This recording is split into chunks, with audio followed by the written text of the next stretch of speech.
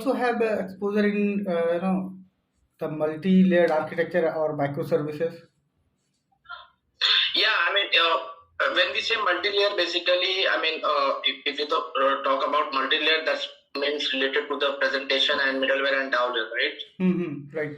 Okay, yeah. So I have been into the project right now, which is a current project where we do have this concept where UI is developed in Angular, and our middleware is set up in Java Spring Boot, and database we are using is SQL and Oracle. Mm-hmm. Okay, great. Okay, so we'll start from core Java. Sure. Okay, so in core Java, how many ways we can create threads? How many ways? We can create threads. Threads. Okay. So mainly there are two ways. One thing is you extend a thread class that can be done, and second would be you can implement a runnable interface that's also can be done. And another way would be to have implementing a callable interface. That's another way to create a threads. Hmm. Okay. Yeah. So what's the difference between runnable and callable interface?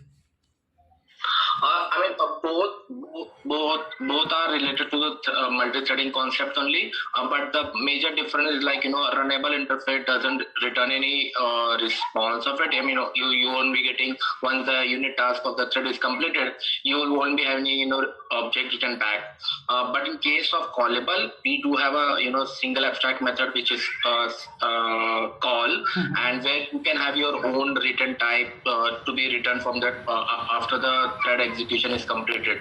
So these callable is basically more useful when want when all the synchronous process is done and you want to still fetch the result from the unit task performed by the thread. Will be going with runnable. Sorry, callable. Okay. Yeah. Fine. What is the use of transient variable? Transient variable is basically a special keyword in Java. When we talk about saving a state of an object and behavior, that can be done through the process of serialization. But sometimes we want to not to persist the sensitive property and to be serialized in the file or database. At that time, we can use a transient keyword. So basically, transient keyword will help you to ignore that particular data member which should not be persisted through the serialization process.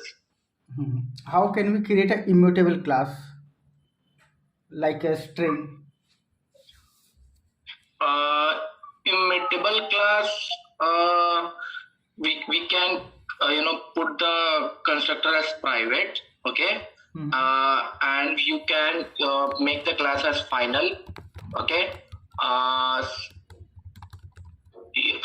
Yeah, I mean, I haven't created an immutable class to be honestly, but this is something, I have gone through the concept. So I feel that if you make the class as final and,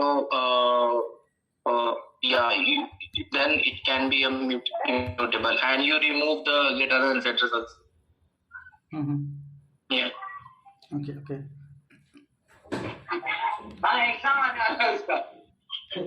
In case of a spring, Yeah. what are the scopes of a spring bean? Multiple scopes. I mean, more on day-to-day basis, there are several scopes which is provided by Spring Boot. I mean, you can say Spring. One is singleton. Okay. Second is prototype. There is one more called session, but I haven't used session one. More we are using it like by default it's a singleton. So these are the type of scope. I mean for the bean. So and prototype of course. Yeah. Okay. So you have also worked on Spring Boot. Yeah, I mean extensively on Spring Boot. Yeah. Okay. And the Spring Batch. Spring Batch, honestly, I have done a POC, but I know the concept how it works, but never got into a project where extensively we are working on a Spring Boot and integrating with our current application. But I do understand the concept of Spring Batch, how it works, and how it can be implemented in a project where you will have a item iterator and reader and executor, basically a processor, item processor. Yeah, right. So in Spring Boot, how we can monitor the health of application? I mean, there are several ways. One thing is, you have your own infrastructure setup based on the, using a Dynatrace tool. Right now, we are doing in this way. Whereas Spring Boot also provides the facility of using a feature, something called as Spring Actuator, where you can add your dependency and expose a certain endpoint, and you can visit the status. By default, there are two endpoints already exposed. One is info and another is health. So you can monitor your own microservices health using this endpoint management endpoints. But it's more related to recommended that if you have multiple microservices, then instead of, I would say, monitoring to the actuator, infrastructure level setup would be better. Yeah. Okay. Fine. So how we can read the properties? Like there are some properties in application dot properties. How we read it? Okay. I mean, extensively right now, in my project, we are using application.props. Okay, the properties. That's the one way. Second would be you can have your properties in a external location as well, such as Bitbucket. Third would be using the YML file. So these are the properties where when we are thinking about more related to the microservice architecture, and you have your Eureka setup well in place for the communication of microservices, I would recommend to go with Spring Config Server. Yeah. Okay, fine. How we can integrate JPA with Spring Boot? And I mean, what are the configuration dependency are required? Right. Okay. So recording stopped. Okay. I think. Is there any recording got stopped? I'm just hearing a message. It started and stopped. Recording in progress. Actually, recording should be. Spring Boot provides a starter forms, Spring-data, right? -JPA. Through that, it gives an auto configuration features where you can have Spring Data JPA with the properties also, like Spring.data source, and you will have a URL of the database. Then you have a username and username, of course, the password of that, and the connection and the Hibernate DDL statements. Spring Data JPA, it can be based on the tables, based on the databases. So every time you are using a different database, the connection URL should be updated. Third would be the properties. As I mentioned in the application.properties, you will have all the data source property related to the Spring Boot, related to the database. Fourth approach would be you will be having a class where each table, you will be having an entity classes where each table gonna represent entity class gonna represent a table associated with of course the database, and you will be having down layer where we gonna have your implemented method and the by default method provided by the Spring JPA, such as find by ID, find by name, and find out. Okay. So coming to Hello. Fine. So coming to microservices, so do you think microservices is a good approach, or and when we should go for microservice architecture, or what are the benefits? I would say definitely whenever we thinking about a new technology to be migrated with, there's always a pros and cons. When you think about a microservices nowadays, it's kind of a trending, things are everything. Everyone wants to move it to the microservices, but it's also very much it should be relevant to your application. The current application, how much it's scalable, right? So if you think about banking application or whether it's a healthcare application, right now we are having a healthcare application where a member logs into the member and he has multiple capabilities. So I would say that when we think about microservices, sometimes it's a bit difficult to manage, honestly, because each services, and you can have more than 100 services to be managed. But at the same time, there's another way to look into it, like 100 services can be divided into the multiple teams, so that each team will be associated with that microservices, and he'll be whole and sole responsible for the any effect of the changes occurring in the microservices.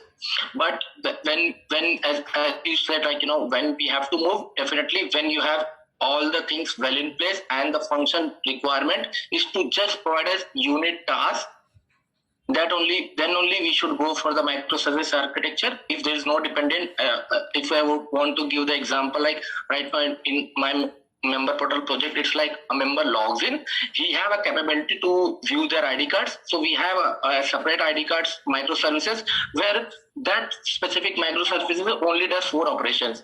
It orders ID card, it fetch the ID card, it sends the ID card to the email, and another it prints the ID card. So when you have your scope limited with the capability of a member, I would say in that conditions we should go for definitely a microservices. Whereas you will also have a scenario where your application will be multiply communicating with a multiple database, or you can say multiple tables. At that moment time, it's a bit difficult, and it's kind of resource impactful, because you will have in terms of microservices, you will have multiple databases to be created for each service, and managing of database. So these things are a bit expensive in terms of microservices, but it does help, when it's kind of useful to segregate between the teams. I mean, that's how I'm thinking right now. No, fine. So how the two microservices communicate, or what are the ways they can communicate? Well, one of the way is like using the REST template. But if you have Eureka server configuration in terms of microservices, it is recommended to use a fan client, which eases the communication between the microservices.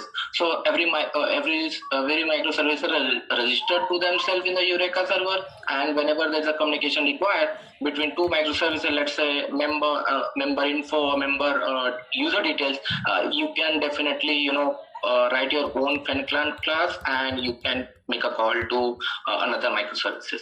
But right now in my member portal project, it is using REST template.exchange. Okay, so Yeah. fine. What is circuit breaker? Circuit breaker, I think not sure about the circuit breaker, but I think it's concept of fallback. Not sure, Surya, on this part. Yeah. It's related to that. Sorry, Yeah, it's related to that. related to that, yeah. I mean, there's a concept called history, where we can definitely write whenever there's a communication between each service. Okay, fine. So currently, how many microservices are there in your project? For my project is right now only 12. Okay, fine. So do you use any kind of messaging tools? As such, I mean, we are not using, but in one of the projects, if you would have seen my resume, there's a project called DS360. There they were using Add2MQ, but there's also another messaging tool such as RabbitMQ that can be easily configured within the service, and the messages can be consumed and producible. Yeah. Okay. So in case of microservices, how we can do the authentication for authentication and authorization? How you do? There are several ways, and right now the things are based on you can say role based also. But whatever extensively available in the market, one would be the JWT token. We can certainly implement on the API gateway level. That can be all the other microservices should be validated. Second would be the auth 2. Right now it's trending, but to be honestly, I haven't came across. I mean, I haven't used it. I don't have any hands on that. Third would be we call something called as Active Directory, which is kind of provided by the Microsoft Azure. So these are the various way we can secure our microservices. But right now, most of the time, JWT token is a bit you can say easier to use and I would say frequently getting used.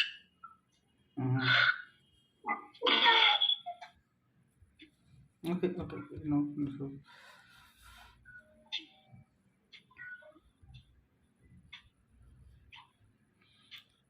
So, for example, I want to create a new API, which will return the list of employee.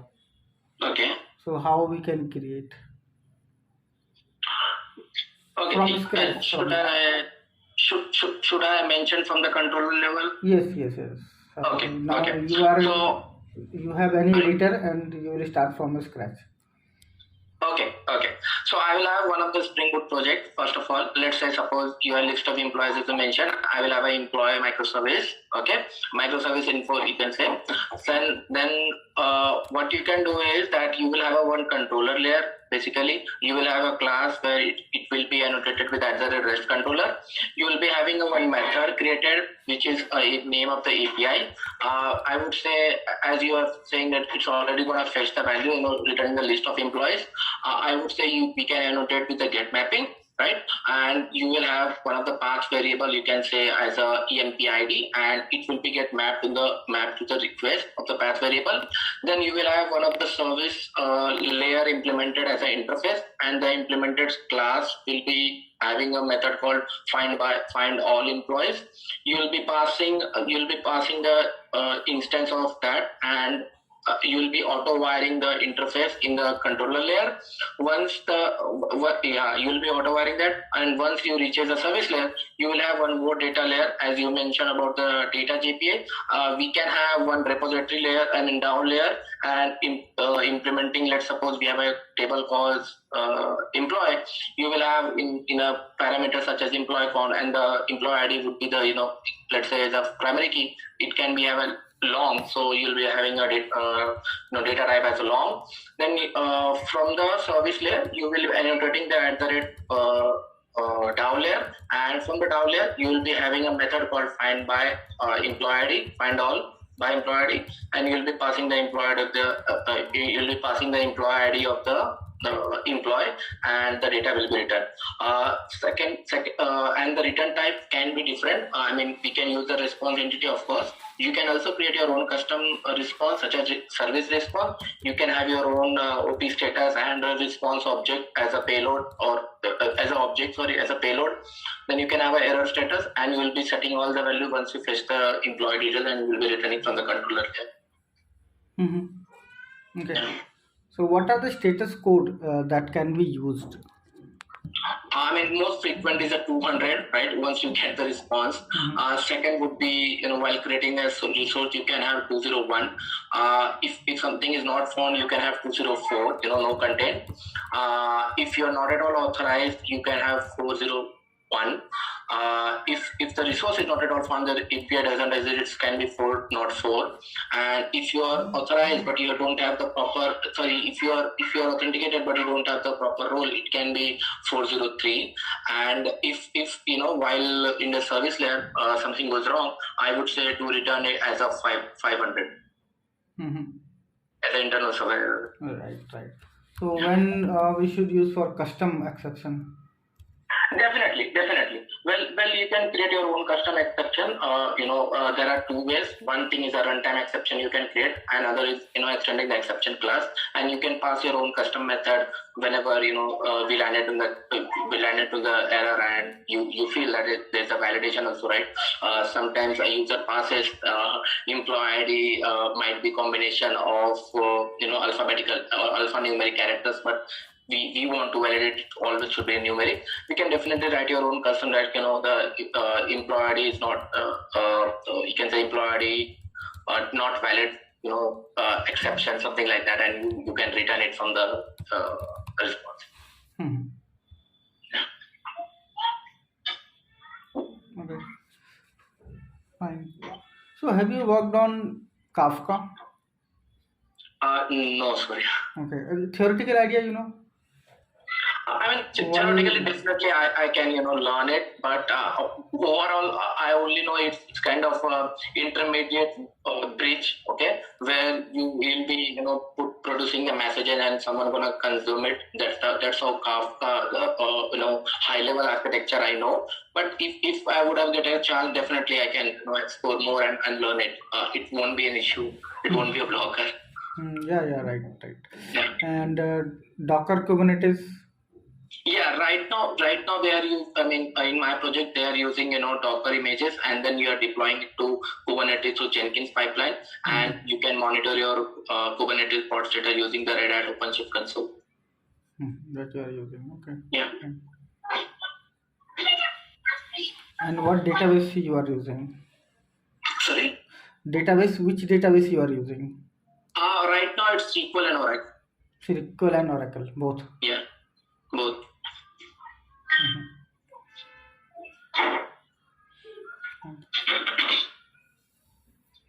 And do you follow Agile? Yeah. So we have 2 weeks of sprint, and the week starts from Wednesday. Sprint starts from Wednesday, and the sprint review happens on the next week Tuesday. That's the last day of sprint. Okay, fine. Do you also create sequence diagram, class diagram, anything? We do, when the new capabilities come to the picture, we do create LLD and high-level diagram as well. The flow chart. If what happens, like sometimes you need to communicate with the vendor services, right? So and your services will be get consumed by any other services. So initially you need to create a complete flow diagram of the flow, how it's gonna work, and pass it to the next team. Okay. And how once coding is complete, so do you follow code quality like SonarQube, code coverage? Yes, we do.